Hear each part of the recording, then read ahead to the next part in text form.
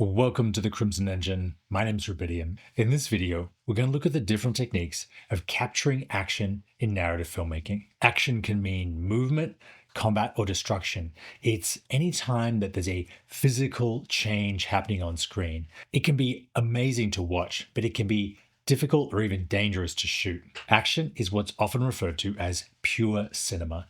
You can't write about it, paint it, or photograph it because it won't have the same effect. In many cases, you couldn't even see it in real life because only in the magic of film can you slow down an action, repeat it, and see it from multiple angles at once. What people who are new to this type of filmmaking often don't understand is the amount of angles and different takes you need to cut together a smooth, exciting piece. A 1 minute fight scene might take 2 or 3 days to film because you need dozens of takes from multiple cameras to end up with something that's exciting to watch. Rather than film an action like a punch 6 or 7 times, you can film it twice and cover it with 3 cameras. This way, the movement will match exactly and you don't tire out your performers. To do this, you will need several cameras and several operators, but they don't all need to be the top of the line cinema cameras. You can use hybrid cameras or even stills cameras shooting video. Because the shot is going to be less than a second, it's not as critical for the quality. An alternative approach to this is what's called a oneer, when the action is captured in one long, smooth take. This seems by far simpler and easier, but what it actually does is move the time into rehearsal because your actors and your crew are going to have to practice, sometimes for days, to capture the complex action in one smooth take. So you're really just pushing the time on set into rehearsal. You also might need to do multiple takes on the day to get everything smooth. So what can look like a shortcut can actually sometimes take longer. The downside of the oneer is that you're stuck with whatever you get on the day. You can't cut it to make it more exciting or to take place over a shorter amount of time. There are also 2 main ways to capture action.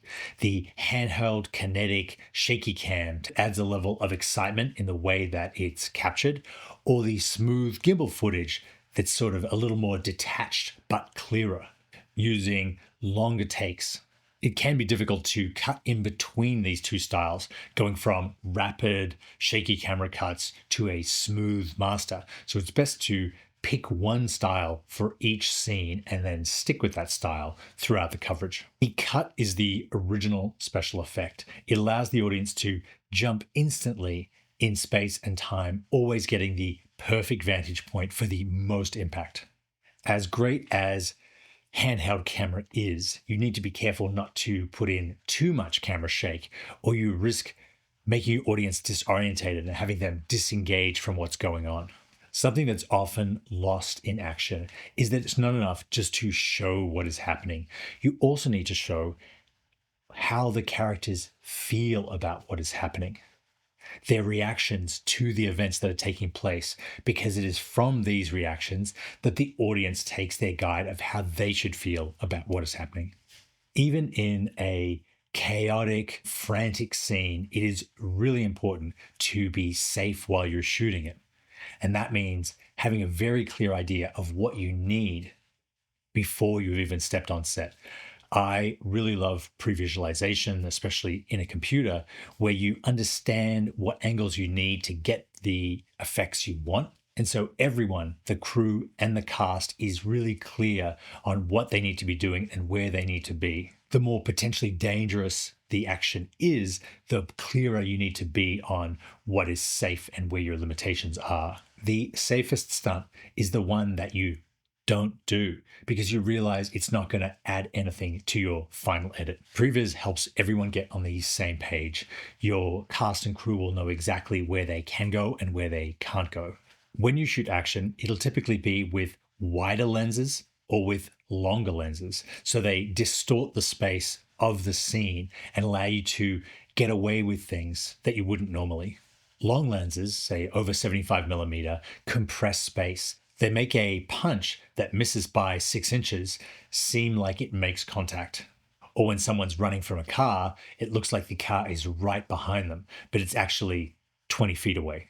Long lenses are also great for creating dynamic movement because when you pan with your subject, they stay sharp, but the background becomes this amazing blur and adds a sense of speed and dynamicism. Wide lenses, on the other hand, distort distance and make things that look like they're moving from one side of the frame to the other seem like they're going faster than they are. It also allows you to see what's going on while being very close to the action and add a sense of danger to the audience. A huge help for handheld footage when shooting action is the in-camera and in-lens stabilization. This crops in slightly on the frame and gives you much smoother footage without the need to smooth it further in post. As far as camera operation goes with action, an EVF can be good on bright days to see what you're shooting, but with action, it gives you a much more diminished idea of what's around you, which when you're whipping the camera around and people are coming close can really be unsafe. So it's better off to have a large, bright monitor so you can keep both eyes open and be aware of your environment. Shooting action is some of the best experiences you can have as a filmmaker. You're thinking on your feet, moving fast, getting all this amazing footage, and creating unforgettable experiences that are captured on film forever. If you haven't experimented with action, I urge you to set yourself a challenge and try and capture something similar to your favorite action scene. I think you'll discover that it's no one shot that creates a great scene, but the cumulative effect of dozens and dozens of shots all put together and cut fast that create a breathtaking sense of motion, movement, and excitement. Sometimes when shooting action, you have to let go of your sense of continuity and the sense of every shot need to be lit to a certain standard. What's really important is that the audience knows what's going on, and what's going on is exciting. I have more classes like this on Canon Masterclass. Check them out in the link below. Thank you very much for watching, and I'll see you next time.